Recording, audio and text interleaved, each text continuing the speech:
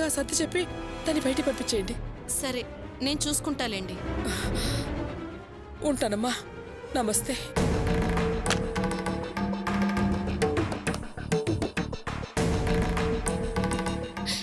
చెప్పండి డాక్టర్, మీ వృత్తి మీద ప్రమాణం చేసి చెప్పండి.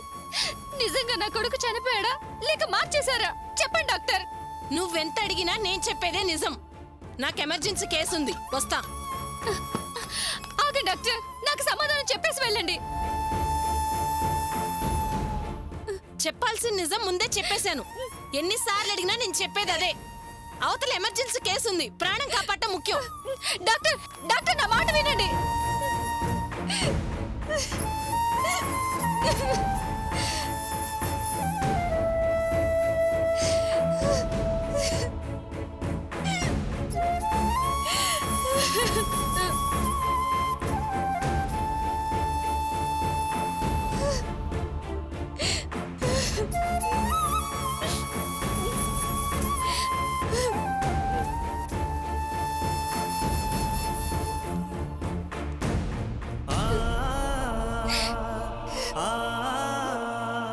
పద బాబు, త్వరగా పోనీ, పద. అమ్మా,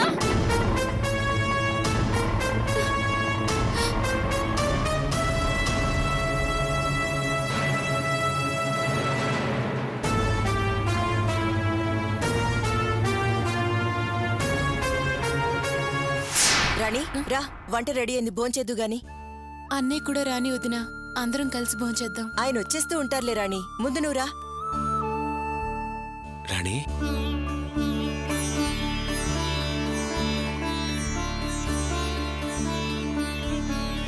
అన్నయ్య. అమ్మ రాణి, ఎలా ఉన్నావమ్మా? బాగున్నానన్నయ్య.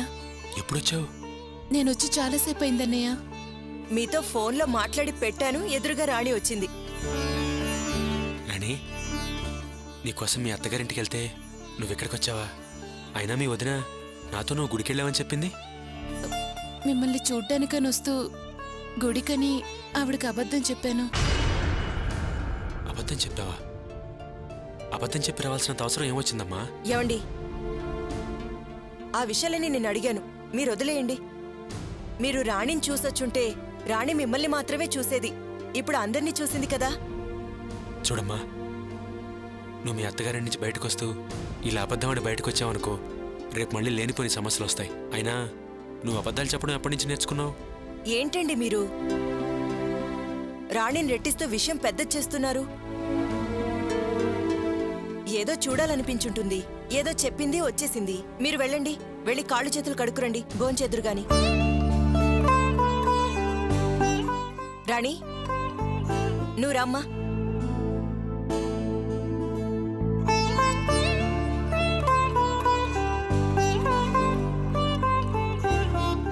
అమ్మ రాణి, నీకిష్టమైన స్వీటు తినమ్మా. చాలన్నయ్య. ఏమ్మా, మీ అత్తగారింట్లో అంతా బానే ఉందిగా? నీకే ఇబ్బంది లేదుగా? ఏం లేదన్నయ్య, బాగానే ఉంది. చూడమ్మా, ఇంకెప్పుడు అబద్ధం చెప్పి బయటికి రావద్దు, సరేనా? ఏంటండి మళ్ళీ ఆ విషయమే మాట్లాడుతున్నారు? ఏదో మిమ్మల్ని చూడాలని ఆదుర్దాలో అలా చెప్పింది, వదిలేయండి. అలాని కాదు అర్చన, పాపం రాణి చిన్నపిల్ల, దానికేం తెలుసు? రేపు మళ్ళీ ఏదైనా సమస్య వస్తే వాళ్ళు మనల్నే అంటారు. రాణి, మీ అన్నయ్య ఒక మాటని 10 సార్లు అంటుంటారు, నువ్వు వదిలే. మళ్ళీ నిన్నేమైనా అంటే నువ్వే గట్టిగా బుద్ధి చెప్పు. 4 రూపాయలు వచ్చాయో లేదో సారు బుద్ధి మారిపోయింది. ఏంటొదినా నువ్వనేది? అవును రాణి, 3 లక్షలు చేతికి రాగానే ఒక్క పూట భోజనానికి 1300 ఖర్చు చేశారు, తెలుసా? అర్చన, ఇప్పుడు ఆ విషయం చెప్పడం అంత అవసరమా? అవును, రాణికి ఈ విషయం తెలియాల్సిందే. నేను చెప్తే మీకు అర్థం కాదు కదా. మీ చెల్లెల చేతి చెప్పిస్తే కాస్తైనా మీ బుర్రకెక్కుతుంది అనుకుంటున్నాను. ఏంటొదినా, ఒక్క పూటకి 1300? రాణి, ఇందులో ఆశ్చర్యపోవడానికి ఏం లేదమ్మా. లాభం వచ్చిందని ఏదైనా పెద్ద హోటల్కి వెళ్ళి భోంచేద్దాం అనుకున్నాం. కాకపోతే హోటల్లో బాగా రష్ ఎక్కువ ఉంది, అందుకే పార్సల్ ఇంటికి తెప్పించాను. స్టార్ హోటల్ కదా, ఆ మాత్రం కాస్ట్ ఉంటుంది. ఏమ్మా, అలా చేయడం తప్ప? చెప్పు. రాణి, కోరికలకి ఒక హద్దంటూ ఉంటుంది. భోజనాల వరకు ఆగితే పర్వాలేదు. ఈయనేమో ఇల్లు మారాలి, నగలు కొనాలి, అది ఇది అంటున్నారు. డబ్బులు ఉంటే దాని వెనకాల ఎన్ని ఖర్చులుంటాయి, అవునా కాదా? నాకు అవసరం ఉంది.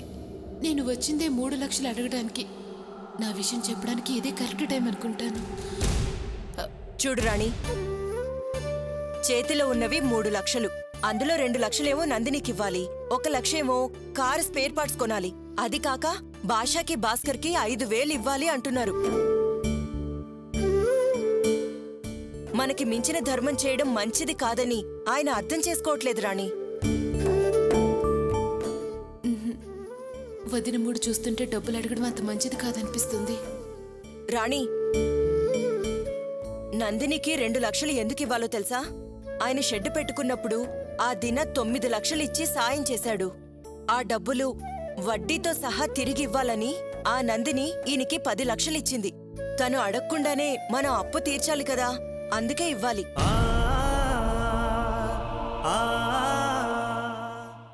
ఈయనేమో ఖర్చులకి అస్సలు లెక్క చేయట్లేదు. అందుకే ఇక నుంచి నేనే డబ్బు లెక్కలు చూసుకుంటానని చెప్పాను.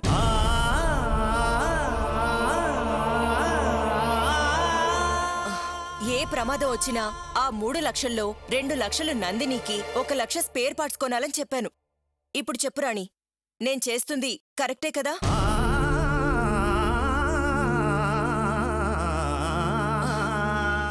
ఏంటి రాణి, ఏం మాట్లాడట్లేదు? నువ్వు ఈ విషయంలో నన్ను సమర్థిస్తావా లేక మీ అన్నయ్యని సమర్థిస్తావా? నువ్వే కరెక్ట్ వదినా. అన్నయ్య, వదిన చెప్పేదే బాగుంది. వదిన చెప్పినట్టే చెయ్యి.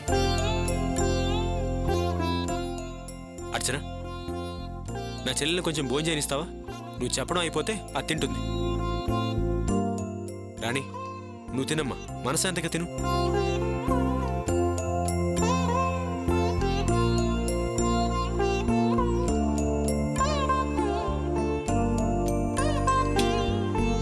అర్చన, తీసుకోండి.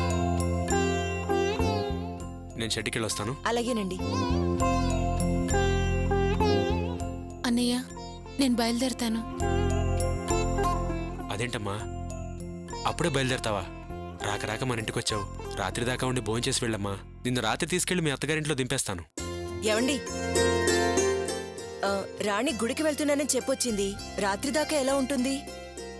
అవునే, నువ్వు చెప్పేది కరెక్టే.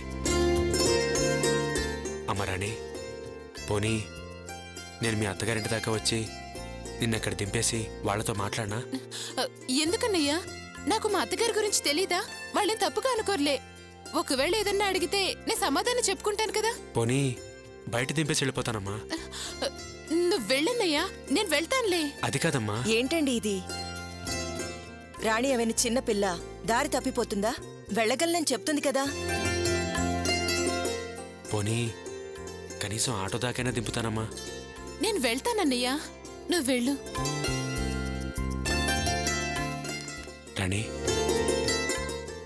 ఇది ఉంచమ్మా. వస్తానన్నయ్యా, వస్తాను వదినా. అలాగే రాణి. అమ్మ రాణి,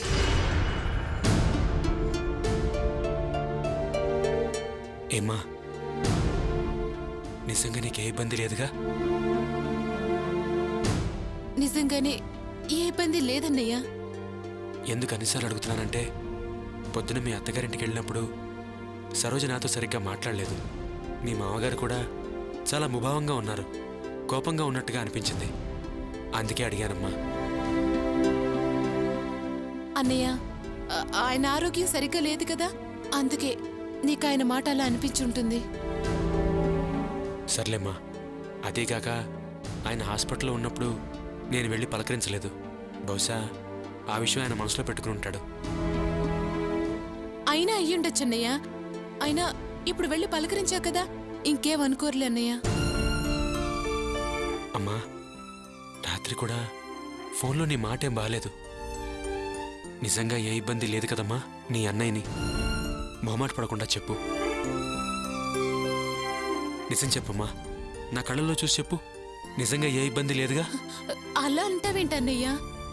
నాకే చిన్న ఇబ్బంది ఉన్నా నీకు వదినకి కాక ఇంకెవరికి చెప్పుకుంటాను?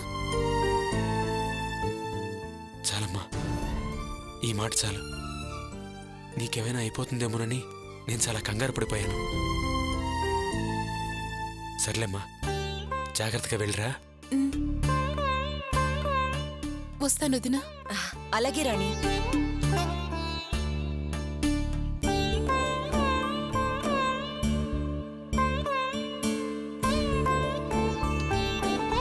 జాగ్రత్తగా ఉండమ్మా.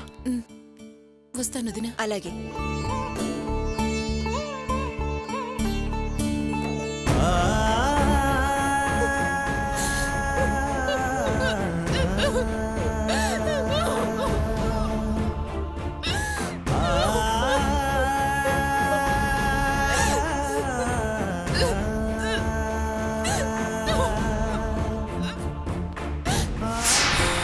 ఏమి ఎండగా ఉందో. చాలు చాలు చాలు. జయంతి, ఆ ఫోన్ ఏంటో కాస్త చూడమ్మా.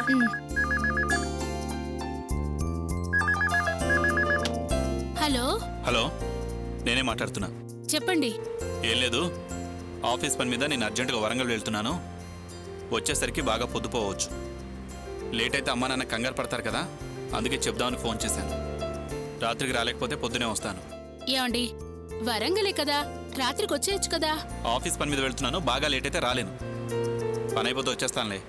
ఏంటండి, మీ ఆఫీస్ వాళ్ళకి బయట ఊరు వెళ్ళడానికి వేరే మనుషులే కరువయ్యారా? ఎప్పుడు మిమ్మల్ని పంపిస్తారు? సరే, జాగ్రత్తగా వెళ్ళండి. సరే, ఉంటాను.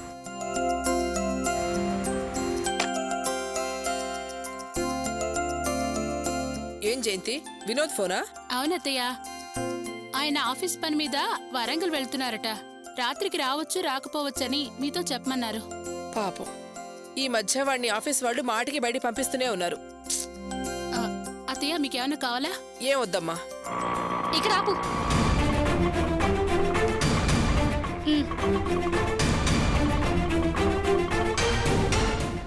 అమ్మా,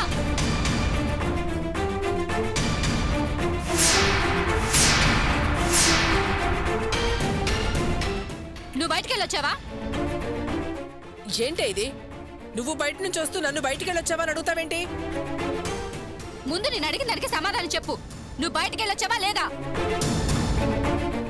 అవును ప్రియా, నువ్వు వెళ్ళగానే నీ వెనకాల అత్తయ్య బయటకొచ్చింది.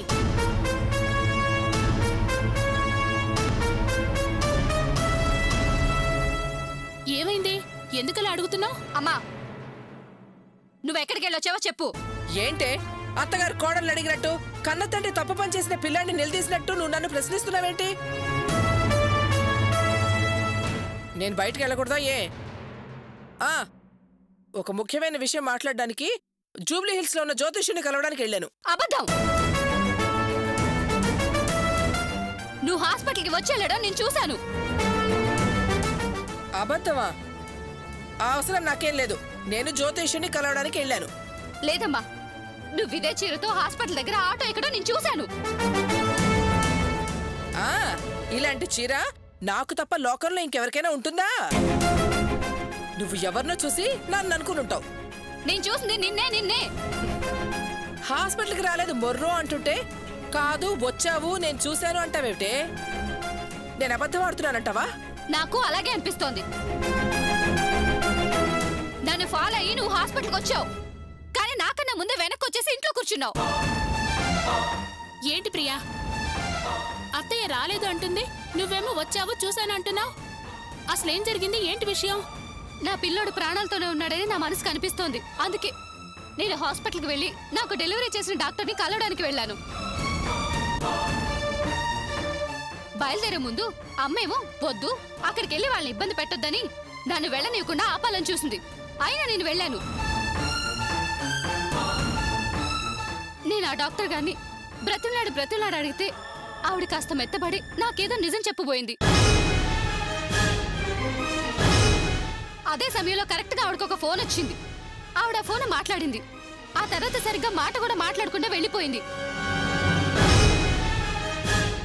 అర్జెంట్ కేసని వెళ్ళిపోయింది. ఆ తర్వాత చేసేదేమీ లేక నేను వెనక తిరిగి వస్తుంటే ఈవిడ స్పీడ్గా వెళ్ళి ఆటో ఎక్కడో నేను చూశాను.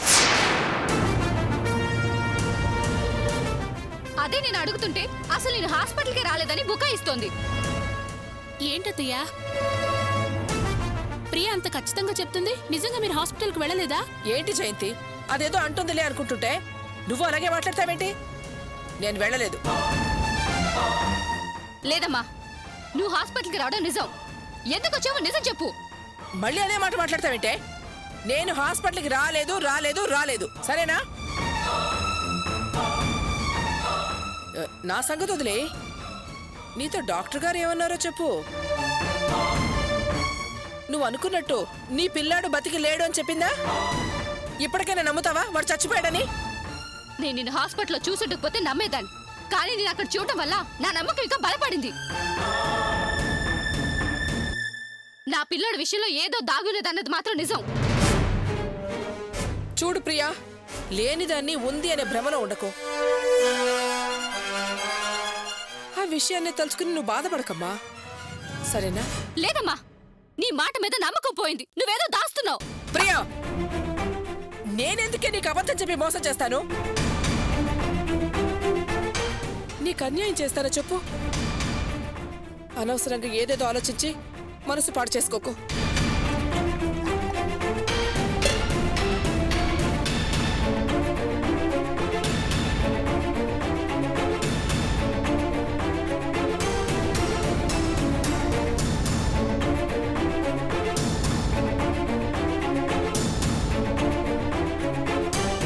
ప్రియా, నువ్వేమో అంత ఖచ్చితంగా బాబు ఉన్నాడంటున్నావు, అత్తయ్య ఏమో లేడు అంటుంది. అంతా కన్ఫ్యూజన్ గా ఉందే. అవును దినా, నాకు కన్ఫ్యూజన్ గానే ఉంది. అమ్మ మాటలో ఏదో తేడా కనిపిస్తోంది. నా పిల్లాడి విషయంలో ఏదో మిస్టరీ ఉంది. దాన్ని కనిపెట్టాల్సిందే. అంటే నా మేనల్లుడి విషయంలో ఏదో తప్పు జరిగిపోయింది. ఆ రోజు పిల్లాడు చనిపోయాడనగానే అన్నయ్య గొడవకు దిగాడు. అత్తయ్యేమో అప్పుడంతా సద్దుమణిగేలా చేసింది. అంటే ప్రియ నమ్మకమే నిజమయ్యే ఛాన్స్ ఉంది. కనిపెడతా, దీని వెనుక ఉన్న విషయం మొత్తం బయటికి లాగుతా.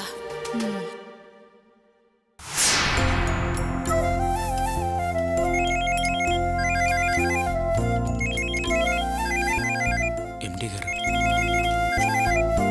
సార్, నమస్కారం సార్. నమస్తే గోపి, కార్లని మీ షెడ్డుకొచ్చాయా? అన్ని కార్లు వచ్చాయి సార్. పోయినసారి డీల్ చాలా అడ్వాన్స్ గా పూర్తి చేశారు కాబట్టి ఈసారి 10 కార్లు పంపించాం. మీరు హ్యాపీ కదా? చాలా సంతోషం సార్. మీకు ఎలా థ్యాంక్స్ చెప్పాలో అర్థం కావట్లేదు. చూడు గోపి, నీ నిజాయితీ, నీ కష్టపడే తత్వం చూసే నీకింత పెద్ద పని అప్పచెప్పాం. దీన్ని పర్ఫెక్ట్ గా చేసేస్తే నువ్వు త్వరలో ఇంకా ఇంకా ఎదిగే అవకాశం ఉంది. సార్, మీ నమ్మకాన్ని తప్పకుండా నిలబెట్టుకుంటాను సార్.